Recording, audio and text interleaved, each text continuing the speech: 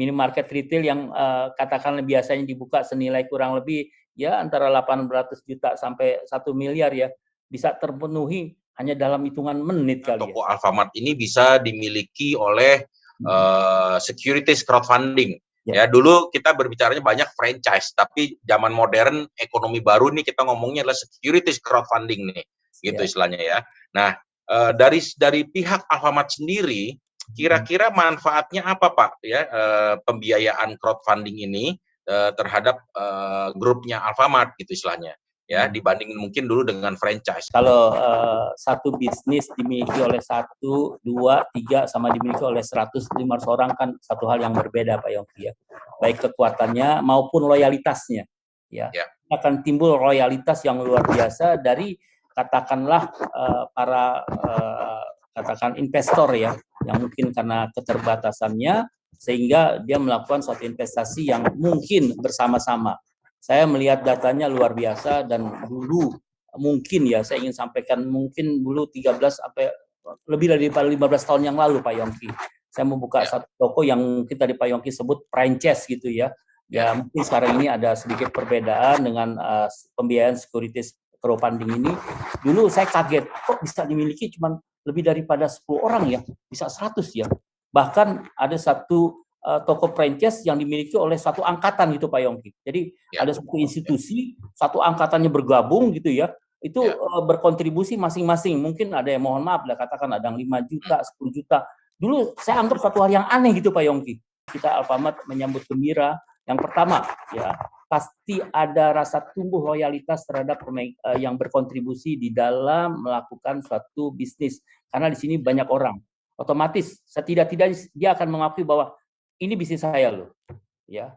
Dan satu hal dalam bisnis ini, yang pertama Pak Yongki, saya selalu bilang mengatakan kalau kita mempunyai satu bisnis Alfamart, tolong ya jadikan seluruh kebutuhannya belinya atau belanjanya di tempat kita sendiri, jangan ke tempat yang lain.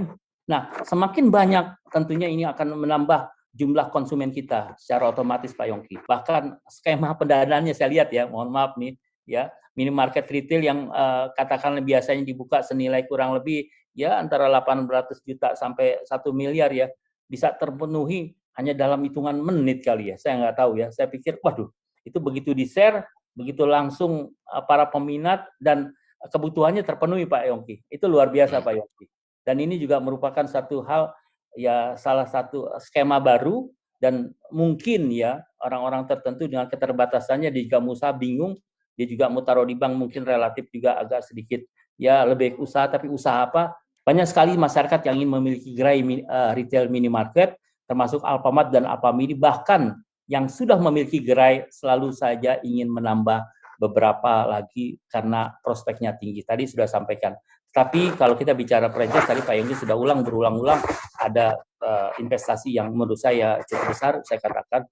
Tapi kalau ini dilakukan dengan sistem pendanaan securities crowdfunding, otomatis ini akan semakin ringan.